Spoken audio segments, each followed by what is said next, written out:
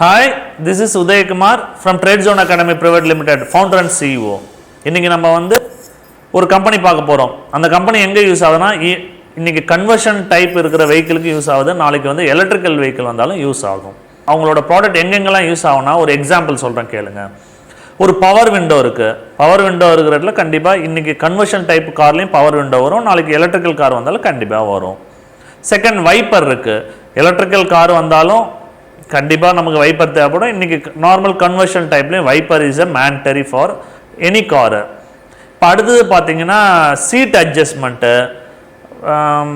Steering wheel adjustment, again mirror, side mirror அட்ஜஸ்ட்மெண்ட்லாம் இருக்குது. Head lamp கூட சில காரில் ஹெட் லேம்ப் ஃபியூச்சர் கூட தராங்க. அதை அட்ஜஸ்ட் பண்ணலாம், ஹைட்டு கொஞ்சம் ஏற்றலாம் இறக்கலாம், இந்த மாதிரி ஃபியூச்சர் இருக்குது.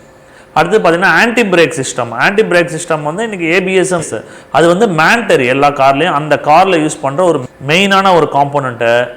இதே கம்பெனி நாளைக்கு எலக்ட்ரிக்கல் கார் வந்தாலும் நான் சொன்ன ஃபியூச்சரை இதே பவர் விண்டோ இருக்க போது, seat adjustment, head rest adjustment, side mirror adjustment, head lamp adjustment, இந்த மாதிரி எல்லா ஃபங்க்ஷனும் ஆல்மோஸ்ட் ஆன்டி பிரேக் சிஸ்டம் எல்லாமே இருக்க போகுது.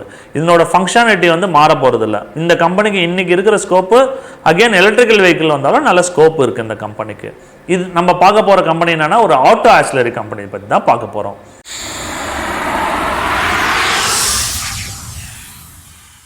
அந்த கம்பெனி பேர் பார்த்தீங்கன்னா ஐக்ரேஷி மோட்டார் இந்தியா லிமிடெட். ஐக்ரேஷி மோட்டார் இந்த கம்பெனி பார்த்தீங்கன்னா ஒரு எம்என்சி கம்பெனி. இவங்களோட ஹெட் குவார்ட்டர் எங்கே இருக்குன்னா ஜப்பானில் இருக்குது. இந்தியாவில் எப்போ ஸ்டார்ட் பண்ணால் 1992 இந்தியாவில் ஐக்ரேஷி மோட்டார் அண்ட் கிராம்ப்டன் கிரீவ்ஸ் ஜேவியில் நம்ம சென்னையில் மெப்ஸ்ன்னு ஒரு இடம் இருக்குது நியர் தாம்பரம். அதுக்குள்ளே தான் அவங்க ஃபேக்ட்ரி இருக்குது. இவங்க மெயின் பண்ணுறது பார்த்தீங்கன்னா சின்ன சின்ன டிசி ஆக்சுவேட்டர் அண்ட் டிரைவ்ஸ் பண்ணுறாங்க. இந்த ஆக்சுவேட்டர் டிரைவ்ஸ்னால் அது ஒரு எலக்ட்ரிக்கல் காம்போனண்ட்டு. இது ஒரு கமாண்ட் பண்ணிங்கன்னா அது சின்ன ஒரு மூவ்மெண்ட் பண்ணும், சின்ன ஃபங்க்ஷன் பண்ணும். இந்த ஃபங்க்ஷனை வச்சு தான் இந்த நம்ம காரில் நிறைய இடத்துல நம்ம இதை யூஸ் பண்ணுறோம். இன்றைக்கி கன்வர்ஷன் டைமில் யூஸ் பண்ணுறோம், நாளைக்கு எலக்ட்ரிக்கல் கார் வந்தாலும் யூஸ் ஆகும். இந்த கம்பெனி எப்போ லிஸ்ட் ஆச்சுன்னு பார்க்கலாமா? NIC BSEயில் 1993 லிஸ்ட் ஆச்சு. இந்த கம்பெனி பார்த்தீங்கன்னா ஜேவியை பிரேக் பண்ணிட்டாங்க. 2003 கிராம்ப்டன் கிரீவ்ஸில் இருந்த ஷேரை ஃபுல்லாக இவங்க வாங்கிட்டு ஃபுல்லி ஓன்டு கம்பெனி ஐக்ரேஷி மோட்டார் இந்தியா லிமிடெடாக மாறிடுச்சு.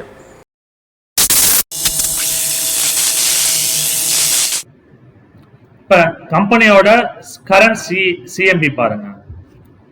ஐக்ரேஷி மோட்டார் கரண்ட் சிஎம்பி பார்த்தீங்கன்னா 484 ரூபாய் இருக்கு. 52 வீக் லோ பார்த்தீங்கன்னா 261, 52 வீக் ஹை பார்த்தீங்கன்னா 587 ரூபா, 587. இந்த கம்பெனியோட ஃபேஸ் வேல்யூ பார்த்தீங்கன்னா 10 ரூபாய், புக் வேல்யூ பார்த்தீங்கன்னா 137. இது மார்க்கெட் கேபிட்டல் பார்த்தீங்கன்னா 1500. இது ஒரு ஸ்மால் கேப் ஸ்டாக் தான். இது இவங்க டிவிடெண்டும் பே பண்ணுறாங்க 0.3% அந்த மாதிரினா கொஞ்சம் கம்மியாக கிடைக்கும் உங்களுக்கு. சார்ட்டை வச்சு ஹிஸ்டாரிக்கல் டேட்டா பார்க்கலாம். இன்னைக்கு கரண்ட் ப்ரைஸ் பார்த்தீங்கன்னா 488 தான் போயிட்டு இருக்கு. இதனோட லோ இந்த ப்ரீ கோவிட்டுக்கு முன்னாடி வந்த லோ பார்த்தீங்கன்னா 150. 150லேருந்து ஆல்மோஸ்ட் 580 போயிட்டு அங்கேருந்து 488 வந்திருக்கு. இன்னைக்கு ட்ரேட் ஆகிட்டு இருக்கு. இது ஒரு ஹிஸ்டாரிக்கல் டேட்டா எடுக்கலாம். இது ஒரு 5 இயர்ஸ் 7 இயர்ஸ் முன்னாடி எடுத்தீங்கன்னா ஒரு 60 ரூபாயிலேருந்து 1000 ரூபாய் வரைக்கும் போயிருக்கு. 1000 ரூபாயில இந்த ப்ரீ கோவிட்டுக்கு டைம்ல 150 வரைக்கும் மறுபடியும் இங்கே ஏறி இருக்கு. ஸோ இது ஒன்றும் அந்த ப்ரீ கோவிட் லெவலை தாண்டி போடல. இது ஒரு அட்வான்டேஜ். மற்ற ஸ்டாக்லாம் பார்த்தீங்கன்னா ஆல்மோஸ்ட் கோவிட்டுக்கு கீழே ஆல்மோஸ்ட் ட்ரிபிள் ஆயிடுச்சு. இந்த ஸ்டாக் ஒன்றும் இந்த ரேஞ்சில் தான் இருக்கு. ஸோ இது ஒரு நல்ல அட்வான்டேஜ் இந்த ஸ்டாக்கு. இந்த கம்பெனியோட இன்கம் பாருங்க. ரெவென்யூ பார்த்தீங்கன்னா 2017 கொஞ்சம் கொஞ்சமாக குறைஞ்சி, ஆக்சுவலாக 18-19 நல்லா இருந்திருக்கு. இப்போ மறுபடியும் கம்மியாக இருக்கு. ஏன்னா இந்த கோவிட் டைம்ல ஆட்டோ சேல்ஸ் இல்லை, அதனால கொஞ்சம் கொஞ்சமாக கம்மியாக இருக்கு. ப்ராஃபிட் பாருங்க.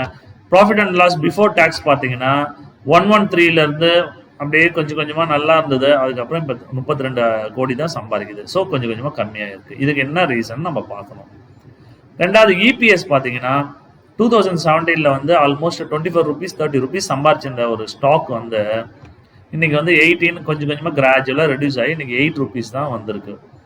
ஸோ இதை வச்சு பார்த்தீங்கன்னா 8 rupees ஒரு 500 ரூபாய்க்கு ஒரு 8%ன்றது ரொம்ப ரொம்ப மினிமம் இபிஎஸ். பேலன்ஸ் ஷீட் பார்க்கலாம். இந்த கம்பெனி பார்த்தீங்கன்னா லாங் டேர்ம் பாரோவிங்லாம் ரொம்ப கம்மி தான். ஒன்றும் லோன் ஒரு பெருசாக கடன்லாம் பெருசாக இல்லை. ரிசர்வ் அண்ட் சர்ப்ளஸ் ஒரு 400 கோடி ரூபாய் வச்சுருக்காங்க. இது ஒரு அட்வான்டேஜ். கம்பெனி பார்த்தீங்கன்னா ப்ராஃபிட் கொஞ்சம் கிராஜுவலாக கம்மியாக இருக்குது.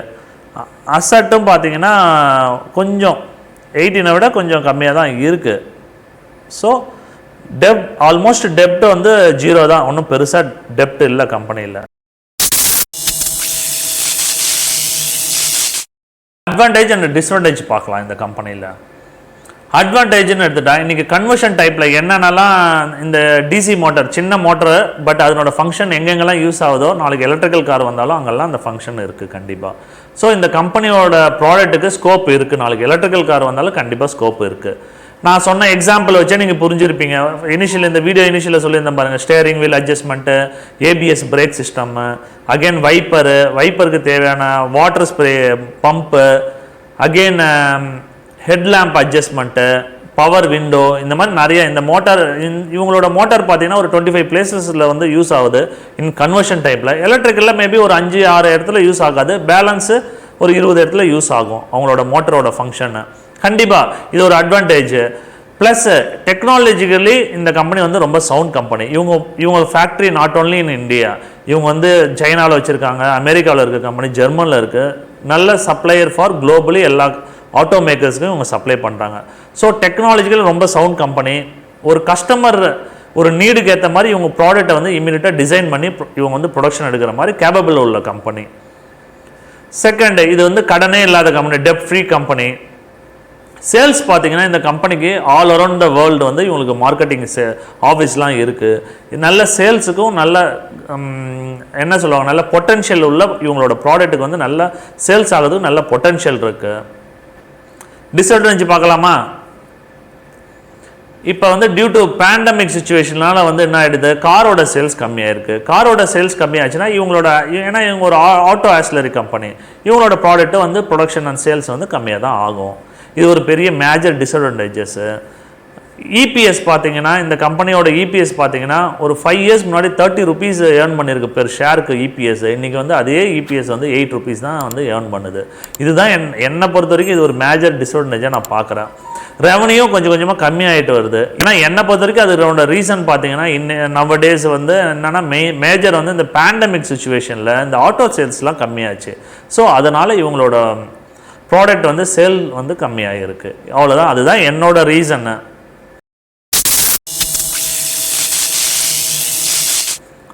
கன்க்ளூஷன் பார்க்கலாமா? கம்பெனி ப்ரொடியூசிங் ப்ராடக்ட்டுக்கு வந்து நல்ல டிமாண்ட் இருக்குது. நாளைக்கு வந்து எலக்ட்ரிக்கல் ஆட்டோமொபைல் நல்லா எக்ஸ்பேண்ட் ஆனாலும் இவங்களோட ப்ராடக்ட் வந்து நிறைய டிமாண்ட் இருக்கும். நிறைய டிமாண்ட் தான் இவங்க நல்லா ப்ரொடக்ஷன் பண்ணுவாங்க, நல்லா கெயின் பண்ணுவாங்க. செகண்ட் வந்து இவங்க வந்து சேல்ஸு அண்டு இபிஎஸ் நான் ஆல்ரெடி டிஸ்அட்வான்டேஜ்லேயே சொல்லியிருந்தேன். ஏன்னா அது வந்து கொஞ்சம் கொஞ்சமாக கம்மியாகிட்டு வருது. இந்த ஒரு ரீசன் மட்டும்தான் எனக்கு வந்து கொஞ்சம் எக்ஸஸ் வேல்யூவேஷன் அதிகமாக இருக்கிற மாதிரி தோணுது. இந்த ஸ்டாக் வந்து பார்த்திங்கன்னா கன்க்ளூஷனில் முன்னாடியே பார்த்துருந்தேன், இந்த ஸ்டாக் அனலைஸில் பார்த்துருந்தோம். இது வந்து ப்ரீ கோவிட் லெவலே ஒரு 1000 ரூபாய் இருந்தது. இன்றைக்கி வந்து ஒரு 500 ரேஞ்சில் தான் ட்ரேட் ஆகிட்டுருக்கு. ஸோ இது ஒரு நல்ல reasonable price. Wait for some correction. ஒரு அப்ராக்சிமேட்லி ஒரு 20% கரெக்ஷன் கிடச்சிதுன்னா ஒரு 400 அண்ட் 380 அந்த ரேஞ்ச் வந்ததுன்னா கண்டிப்பாக இந்த ஸ்டாக்கை நம்ம பை பண்ணலாம். வெயிட் ஃபார், இப்போ சிலவங்க என்ன பண்ணுவாங்கன்னா இந்த ஸ்டாக்கை மறந்துடுவாங்க. ஒரு ஸ்டாக் வாங்கி வைங்க, நாளைக்கு ஒரு நல்ல மேஜராக ஒரு கரெக்ஷன் வந்ததுன்னா வி கேன் பை 20-30 ஸ்டாக்கை வாங்கி நம்ம வந்து அதை வந்து பை பண்ணுறதுக்கு ஒரு சான்ஸ் இருக்கும். இந்த மாதிரி ஒரு ஆப்பர்ச்சுனிட்டியை மிஸ் பண்ணக்கூடாது. ரெண்டாவது, இது இன்வெஸ்ட் பண்ணுறதுக்கு முன்னாடி you can consult your financial advisor. ஏன் சொல்லணும்னா நாளைக்கு வந்து இது வந்து ஸ்டாக் மார்க்கெட், நாளைக்கு வந்து நான் சொன்னேன்னு நீங்கள் போய் பை பண்ணி அது வந்து ஹியூஜ் லாஸ் மேக் பண்ணுறதுக்கு chances are there. So before investing கேர்ஃபுல்லாக நீங்களும் ரிசர்ச் பண்ணுங்கள், அதை ஃபுல்லாக ஸ்டடி பண்ணுங்கள் அந்த கம்பெனியை பற்றி. ஸோ இப்போ நான் எதனா பாயிண்ட் மிஸ் பண்ணியிருந்தேன்னா அதை எனக்கு கமெண்ட் பண்ணுங்கள். It's better to get knowledge from your side also. Thank you.